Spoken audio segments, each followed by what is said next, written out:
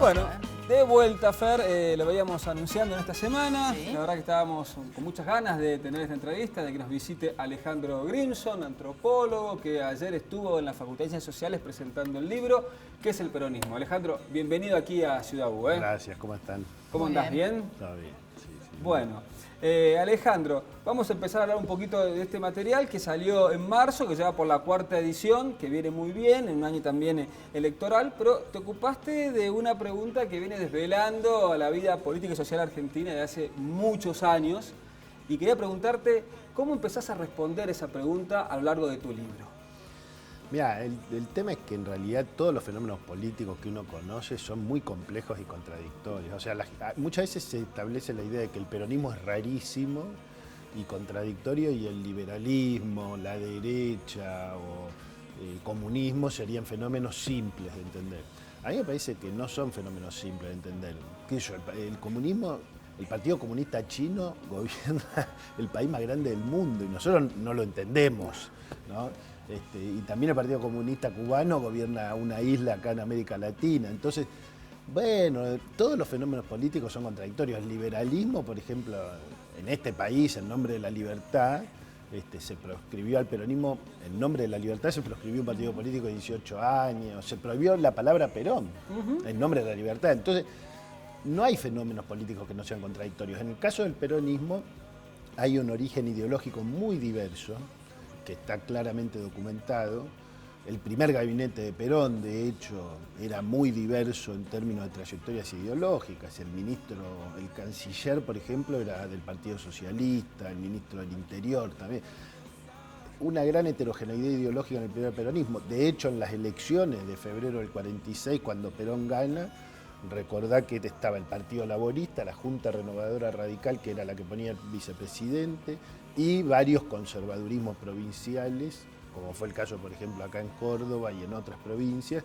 Entonces ya el peronismo de esa época era un peronismo donde había muchos peronismos, que es un poco una de las cosas que iba en el libro. O sea, hay muchos peronismos hoy en 2019, había muchos peronismos en el 45, en el 73. Lo que sucede es distinto si esos peronismos terminan unificándose, como fue en el caso del 45, contra el antiperonismo, que lo define muchísimo al peronismo, o si, como pasó en el 73, por ejemplo, los peronismos se olvidan que tienen algún adversario político y entran a la guerra o a la batalla entre ellos y terminan perdiendo muchísimo, ¿no? ¿Qué quiere decir esto? Quiere decir, si vos ves el antiperonismo, ¿cómo se definía el antiperonismo en 1945? Se llamó la Unión Democrática. ¿Qué quería decir eso? Que ellos consideraban que ellos eran los únicos demócratas que había en el país y que el peronismo era fascismo. Pero el peronismo no era fascismo, nunca fue fascismo el peronismo. Vos podés decir, en el gobierno de Perón de 45 al 55, ¿hubo rasgos autoritarios? Sí, por supuesto que hubo rasgos autoritarios, hubo presos políticos, hubo restricciones a la libertad de expresión. Ahora, si vos lo comparás con lo que pasó antes, que era que había fraude patriótico, una expresión rarísima, ¿no? ¿Cómo es patriótico Claro. el fraude, ¿no? Que era proscribir a la Unión Cívica Radical irigoyenista, o con lo que pasó después, que es que lo derrocaron a Perón y proscribieron al peronismo por 18 años. Eso es democracia, o sea, wow, qué rara concepción de la democracia que tiene. Entonces, el peronismo del 45 al 55 tiene rasgos autoritarios, pero muchos menos que los de quienes precedieron al peronismo o quienes lo sucedieron. Y eso es algo, digamos, que hoy sigue en discusión en la Argentina. Por ejemplo, vos podés decir, ¿hay un peronismo republicano? Yo digo, perdón, todo el mundo apoyó la Eso corte. es una muletilla que se utiliza mucho, incluso en Córdoba. Schiaretti habla de que él habla y representa el peronismo republicano, ¿no? Ajá. Lo instala como concepto. Pero, por ejemplo, a mí me parece, la Corte Suprema que formó Néstor Kirchner en el año 2003 fue apoyada por unanimidad prácticamente, o sea, muy respetada, una Corte completamente independiente, con mucha diversidad de trayectorias, un acto republicano de alto nivel institucional, totalmente opuesto a los decretos de necesidad y urgencia para designar jueces. Por ejemplo, en los gobiernos de Néstor Kirchner o de Cristina Kirchner no hubo dirigentes del PRO, ni radicales, ni de la coalición cívica que estuvieran presos. Nunca, jamás. Y hoy hay un montón de dirigentes de la oposición que están presos sin condena. Entonces, realmente, yo, por ejemplo, si vos me preguntás a mí, yo te diría, y yo lo que pediría sería que haya una derecha republicana, porque me parece que lo que le falta a la Argentina es que haya una derecha que respete las reglas de la república, las reglas de la democracia, y me parece que ese es un gran problema, incluso porque muchos de ellos siguen creyendo que ellos son profundamente democráticos, pero hablan, por ejemplo, de que hay un peronismo racional. O sea, que quiere decir que hay un peronismo irracional. Claro, como hay una cuestión de como descalificar todo lo que no sea en ese título o en ese espacio que ellos... Estigmatizar brutalmente, porque la idea es, si vos criticás a Macri, sos peronista, sos kirchnerista. Si sos kirchnerista, sos corrupto. Pará. Estábamos discutiendo de política. En la democracia no se puede no discutir de política. Si no se discute de política, no hay democracia. Si no hay conflicto democrático a través de los movimientos sociales, de las instituciones, no hay democracia. Entonces, vos fijate que si repasás incluso la calidad del debate sobre el aborto, que fue uno de los grandes debates de la Argentina, lo más penoso de esos debates fue la descalificación moral de algunas posiciones, diciendo que aquellos que estaban a favor de la legalización eran asesinos. Sí, una falacia vos podés total, no estar de acuerdo, estás de acuerdo, tenés la posición que vos quieras, eso es la democracia. Pero cuando vos descalificás brutalmente al otro, y bueno, estás erosionando la cultura democrática. ¿La descalificación también va por esta grieta, esta definición que se planta? Claro, o sea, digamos, siempre va a haber conflicto. Ahora, el conflicto no tiene que negar la existencia del otro. Te doy dos ejemplos. Uno es este de la democracia.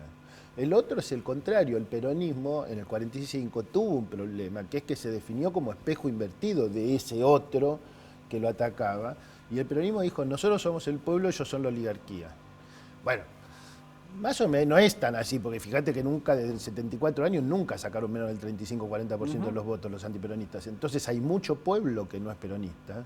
Y es importante si el peronismo quiere salir de la zona del 50% y pasar a un frente, como dice el propio peronismo, muchas veces dice, con el peronismo no alcanza para ganarle a Macri. Sin el peronismo no se puede, con el peronismo no alcanza. Si quieren ganarle a Macri, tienen que hacer un frente que abarque más y más y más y que incluya algunos que no sean y no van a ser nunca peronistas, porque si no, justamente es esto, no es la oligarquía el otro y hay el pueblo es heterogéneo. Este es un punto central de nuestro libro, que es la heterogeneidad de lo popular, la heterogeneidad de la sociedad argentina, la heterogeneidad territorial. No podés pensar que la Argentina es una sola cosa. Está Córdoba, Santa Fe, Jujuy, Ushuaia, la ciudad de Buenos Aires. Son realmente mundos que en la política misma funcionan distinto y los propios peronismos funcionan de manera distinta en cada una de las provincias. Han pasado apenas hace unas horas, se cerraron las alianzas y ya algunas fuerzas adelantaron los candidatos, ¿no? ¿Qué te parece el anuncio de Macri-Pichetto y después la fórmula de Fernández con la incorporación de Massa? No se sabe aún si va a ir a primarias o cómo va a participar. ¿Cómo mirás esas dos? Mira, yo creo que el 18 de mayo, cuando Cristina anunció la fórmula Fernández, fue un giro copernicano por lo siguiente. Hace 74 años que la política gira sobre el peronismo. ¿Vos sos peronista o antiperonista? Y hace muchos años que la política gira alrededor de Cristina. ¿Vos la amás o la odias a Cristina? Y lo que hizo Cristina el 18 de mayo fue decir, ¿saben qué? La política argentina tiene que girar alrededor de Macri.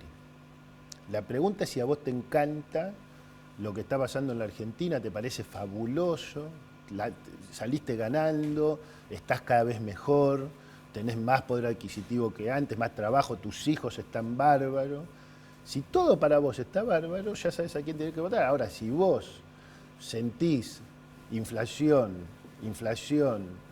y no sos beneficiario de las LELIQ y de las LEVAC y no estás en la timba financiera, bueno, esa es la discusión que hay que poner en la Argentina. El centro tiene que ser Macri. Si a vos no te gusta Macri, bueno, el 10 de diciembre tendría que haber otro presidente en la Argentina. Entonces, me parece que eso es lo que hizo Cristina y conmovió todo el tablero político. Frente a eso, el gobierno algo tenía que hacer. No podía decir Macri-Michetti, nos quedamos así. Macri-Sanz. Macri-Sanz lo intentaron y Sanz no aceptó. Hasta donde la información que yo tengo es que Sanz y que Urtubey no aceptaron. O sea, yo tengo la información de que hubo otras búsquedas. ¿Cómo responder el desafío planteado por Cristina? Empezaron a buscar y bueno, Allí también se pone es lo que encontraron fue Pichetto, no encontraron, buscaron otras alternativas que entendían ellos que les daban más volumen. Hoy ampliarse ellos también en la misma posición que decía recién. También fíjate una cosa, claro, ¿no? Digo, hablamos de cultura democrática, sí, de institucionalidad, ¿no? Hay gente que se llena la boca hablando de eso. ¿Qué opina de que el jefe del bloque opositor del Senado se convierta en candidato a vicepresidente del oficialismo? ¿Le parece algo muy bueno para la democracia de partidos? No, porque la democracia necesita partidos políticos sólidos. Es una cantidad de llenarse la boca de cosas que no creen y que apenas pueden, las violan en la práctica todo el tiempo, todo el tiempo. Es realmente sorprendente la capacidad del lo que yo llamo el doble estándar. O sea, che, mirá, vamos a juzgar a todos los corruptos que no sean amigos nuestros. Alejandro, y la participación de Pichetto, un peronista que ha sido jefe de bloque en senadores de todos los últimos gobiernos peronistas. 17 años. Sí. 17 años, un cuadro peronista. Sí. ¿No? Y ahora aparece como compañero de fórmula de Macri, justamente. ¿Qué crees que le aporta y cómo mirás la figura de él, el vicepresidente? Algunos dicen, estas elecciones, la llave está en los vicepresidentes. ¿Es así? Bueno, primero creo que frente a la fórmula Fernández Fernández, o sea, lo que innovó eso y lo que sacudió, primero que hay que decir, lo que hizo Cristina fue decir, yo no voy de presidenta, voy de vice. No es lo mismo decir, yo incorporo un vice de otro partido, porque el vice va a ser vice igual. Va a ser vice. La llave de la Casa Rosada. Eso es una cosa. Segunda cosa, Pichetto es un dirigente con mucho poder, con mucho conocimiento, mucho know-how del funcionamiento del Senado, de la justicia, de una serie de cuestiones, pero es un dirigente que se fue quedando sin votos, porque él quiso ser gobernador de su provincia, no pudo, quiso reelegir como senador, no pudo. O sea, es un dirigente de una provincia no densamente poblada, que no pudo ganar en su provincia, ¿me entendés? Entonces, no es el gobernador de una provincia, es decir, es una persona que estaba buscando cómo quedaba acomodado después de salir del Senado, porque sale del Senado Pichetto, inexorablemente, por decisión de los rionegrinos, no por decisión tuya o mía. Y eso lo lleva, pensando en lo que vos planteabas, que no se puede entender el peronismo sin el antiperonismo, ¿es un salto de él y se pone en otro espacio? Porque hay que entenderlo así en este momento, donde tenemos que entender que hay peronismo en todas las principales fórmulas que van a ir a la elección. Bueno, vamos a mirar, digamos, hay dos dimensiones. Por un lado hay dirigentes que tienen una larga trayectoria del peronismo, Pichetto es uno de ellos. Por el otro lado hay votantes históricos del peronismo, que han tenido distintas interpretaciones en distintos momentos de la historia argentina. Vamos a ver, la gran pregunta es si hay alguno de estos votantes que van a votar a un dirigente como Pichetto, que hasta ahora no tiene votos propios, no tiene un caudal de votos propios. Esa es la gran pregunta. Ahora, ¿qué lugar pareciera venir a ocupar Pichetto? Pareciera ser el lugar de cierta bolsonarización del gobierno, quizá, no sabemos por qué. Reivindicación de las Fuerzas Armadas, ataque a los inmigrantes, reivindicación del punitivismo. Pareciera agregarle a Macri lo que le faltaba de Sperti y de otros candidatos que ¿Pero eso no lo tenía ya Macri? Sí, lo tenía en la segunda vuelta, parece que lo quiere en la primera, o quizá, no sé, quizá lo reciclan a Pichetto con otro discurso, ¿no? Pero hay que ver cuál es el discurso que ahora va a ir desplegando Pichetto, así como los otros dirigentes, ¿no? Porque, por supuesto, es clave el discurso que desarrolla Alberto Fernández, el discurso que desarrolle Massa, el tema de si hay paso o no hay paso. No es tan importante, creo, si hay paso o no, como el hecho de si realmente son pasos de un gran frente que va a generar diversidades y va a articular heterogeneidades en contra del proyecto neoliberal. Hay que ver cuál es el discurso que va a desplegar el presidente, porque también hay un problema del presidente de la Nación, que es que por una serie de discursos que él mismo produjo fue perdiendo credibilidad, ¿no? Porque el segundo semestre, la lluvia de inversión, la inflación, los brotes verdes. La inflación, claro, los brotes verdes, la inflación la regula cualquiera, salvo un imbécil, lo demás regulamos la inflación. Entonces, ha ido perdiendo credibilidad. La idea de vamos a dejar intacto todo lo que está bien y vamos a corregir todo lo que está mal, bueno, hay muchos argentinos. El trabajador no va a pagar impuestos a las ganancias. El trabajador no va a pagar. Es impresionante, digamos. O sea, yo creo que te pasan ahora los videos del debate presidencial de 2015 y vos decís, no puedo creer lo que estoy escuchando. Lo que se llamó incluso la campaña del miedo, en un sentido estricto de lo que sucedió, se terminó quedando corta, digamos, ¿no? Porque estamos en niveles de endeudamiento sorprendentes. Y te digo una cosa más, hay algo que es muy cuestionable desde un punto de vista republicano, institucional y nacional, que es que hoy se está financiando la campaña electoral de un candidato a través de la deuda externa de todos los argentinos. Porque el Fondo Monetario Internacional decidió financiar que el dólar esté a 45 para que Macri trate de ser reelecto, a ver si puede, y eso es deuda externa tuya, de tus hijos, de tus nietos. ¿Cómo es? ¿Eso es republicano? Para mí estamos muy equivocados. Y ahí te entro a preguntar por el rol de los medios también en estas construcciones culturales, ¿no? En relación a esto. ¿Cómo ves que está ocurriendo? Y si crees que es un fenómeno nuevo, porque hace unos años empezó a aparecer esta cuestión de que sí, que el periodismo del periodismo militante o del periodismo independiente, también una forma de descalificar, ¿no? A uno y otro. ¿Qué rol están jugando en ese sentido? Bueno, sí, los medios principales, los que tienen más tirada, más llegada. Hoy, por ejemplo, están haciendo una operación que es muy sencilla, diciendo que Alberto Fernández y Massa se sumaron al kirchnerismo. En realidad la noticia es otra, la noticia es que se formó un frente en el cual está el kirchnerismo, el Partido Justicialista, Alberto Fernández, el Frente Renovador. Esa es la noticia. Massa no es kirchnerista. Justamente por eso le agrega algo a un frente. ¿Entendés? Entonces ahí tenés una operación atrás de otra, tratando de decir, listo, es lo mismo que era antes, nada más que ahora se sumaron dos más. No, pero la verdad es que estás equivocado, la verdad es que no es lo mismo que era antes, es otra cosa, pues es un frente. Y gente que parecía que nunca más iba a poder juntar, se volvió a juntar y se articuló en contra del proyecto neoliberal que gobierna la Argentina, y me parece que ahí hay algo que ya pasó, que viene de los últimos años, ya en este siglo, en el siglo XXI, que es que el peronismo, que cuando terminó el siglo pasado estaba en el peor momento de intensidad de sus 74 años de historia, ¿no? Porque López Rega, más Luder, más Menem, lo habían dejado grogui a la identidad peronista, sí. Estaba muy golpeada. No es que no había peronistas, pero se sentían para atrás, se sentían en una muy difícil, y el peronismo volvió a vibrar en el siglo XXI. Si vos me preguntás, hay más peronistas de 20 años que en mi generación. El fin de semana pasado hubo en Córdoba una fiesta, un boliche, que era una fiesta peronista, ¿no? Se convocaba a la gente que va a bailar, a salir, pero con la temática peronista, ¿no? Esto que decís vos me parece que vuelve a ponerlo otra vez a la impronta del partido. Ahora, dentro de todos los peronismos o peronistas que hay, ¿crees que hay alguna cosa en común más allá del título o de esto de referenciarse en Perón? ¿O después los componentes ideológicos van de acuerdo en realidad a cómo cada una de estas personalidades quiere armar su discurso?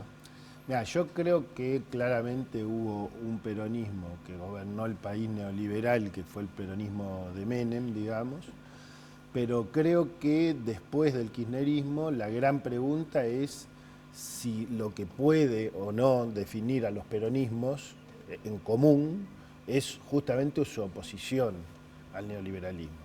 Yo creo que realmente, sobre todo con un partido, un frente como es Cambiemos, ¿no? Que es un frente importante, con un gran caudal de votos, que ganó la presidencial, ganó las legislativas, tiene chance de ganar la presidencial, no hay que olvidarse de eso.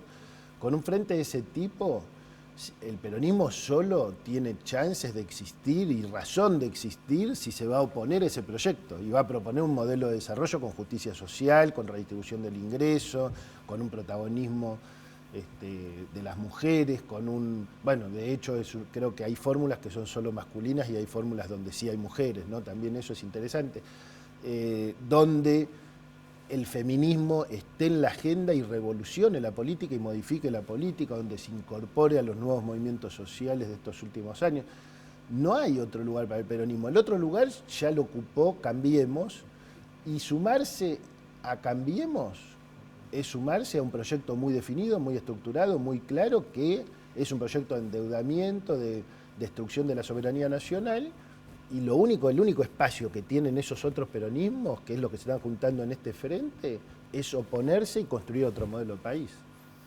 Pensando un poco en lo que se viene, si bien falta mucho, hay que definir candidaturas, vendrán las PASO, ¿cuál crees que van a ser los movimientos dentro de este frente de todos para poder tener la mayor cantidad de peronistas adentro? Los gobernadores han dado señales al respecto, algunos dicen les conviene Alberto, pero no descartan a Pichetto. ¿Qué rol le adjudicás a los gobernadores peronistas, inclusive al gobernador de Córdoba, ¿no? Mira, yo creo que, como viste que hace un ratito yo te decía, la Argentina es un país muy diverso, ¿no? Por ejemplo, acá existe el cordobesismo, por decir así. Bueno, el cordobesismo es una potencia electoral a nivel provincial. Ahora, eso ya se intentó, Juan Manuel de la Sota intentó trascender con la interna con Sergio Massa y no le fue bien, ¿no? Entonces, es una gran pregunta, digamos, si ese fenómeno provincial tiene o no tiene incidencia nacional. Es muy probable que cuando los cordobeses se ven ante la situación de decir, quiero votar gobernador, bueno, miro el panorama provincial. Ahora, quiero votar presidente, ¿por qué va a mirar el panorama provincial? Yo creo que ahí se puede cometer un gran error el cordobesismo si cree que va a definir automáticamente, que le va a dar la orden a los votantes. Yo no creo que los votos sean de dirigentes, no creo que sean los votos de tal dirigente ni de tal otro, digamos. Y así podés encontrar algunos otros casos. La mayoría de los gobernadores peronistas están apoyando ya la fórmula Fernández Fernández, digamos. Pero después sí, hay algunas indefiniciones o algunas definiciones de jugar provincialmente, digamos, no tomando partido en la elección nacional. Una cosa es no tomar partido, otra cosa es tomar partido por debajo de la mesa, por decir así. Eso veremos. Yo creo que incluso puede ser temprano para los propios protagonistas, los propios gobernadores, algunas de esas definiciones, porque ahí, viendo cómo transcurren los días, cómo transcurren las PASO, se pueden ir modificando decisiones. Te doy un ejemplo acá en Córdoba, en 2011 se bajaron las boletas provinciales para después de las PASO. O sea que le fue muy mal en la boleta corta y en la elección nacional jugaron con el Frente para la Victoria. La última, ¿qué rol le ves que está jugando Cristina en este momento, acompañando la fórmula, pero no aparece a lo mejor en los armados, en las fotos con los dirigentes que se van juntando? ¿Qué rol le ves jugando en este momento? Cristina es la líder opositora que tiene más votos propios, más apoyos y más pregnancia en la sociedad. Yo cuando escribí un artículo en Anfibia después del 18 de mayo decía, bueno, si ella quería podía ser perfectamente candidata a presidenta como cualquier ciudadano o ciudadana, entre otras cosas porque, bueno, un tercio del país la votaría seguro. Entonces, yo creo que dentro de este frente es importante, este frente todos, todes, todas, ¿no? Porque salió así también. Es importante que todos tengan en cuenta los pesos específicos. O sea, Cristina tomó una decisión de estar presente acompañando de la candidatura de vicepresidente y va a tener un rol protagónico. Ahora, eso no quiere decir que sea el centro de la campaña, porque el centro de la campaña tiene que estar girando sobre el candidato a presidente y tiene que estar girando sobre la confrontación de los modelos de país. La última, has publicado varios libros, nos quedamos charlando todo el programa. Contame qué te ha pasado desde que publicaste este libro. Y bueno, publicás un libro que se llama ¿Qué es el peronismo? En un país que el peronismo está justo en el centro de la escena. Yo quiero que los televidentes entiendan que los libros no se escriben en un mes o 2 meses. O sea, yo llevo años trabajando porque es una investigación escrita para el público en general, para el público amplio, pero es todo un trabajo de investigación de muchos años y justo salió en marzo, entre otras cosas porque los autores solemos atrasarnos, iba a salir el año pasado, salió en marzo por eso y bueno, ahora va por la 4ª edición, estoy recorriendo el país, Tucumán, Chaco, Córdoba, todo el conurbano bonaerense, Rosario, etcétera, etcétera, Neuquén, discutiendo este libro porque me parece que para aquellos que desean un modelo de desarrollo con justicia social, hay aprendizajes en estos 74 años de historia que son muy importantes tenerlos presentes en estos meses y en los años que vienen. Bueno, recomendado entonces el libro de Alejandro para estas elecciones. Recomendadísimo, que es el peronismo Alejandro Claro. Grinson, un lujo. La verdad, muchas gracias por visitarnos hoy y poder charlar contigo de estas cuestiones. Un gusto estar con ustedes. Muchas gracias. Muchísimas gracias.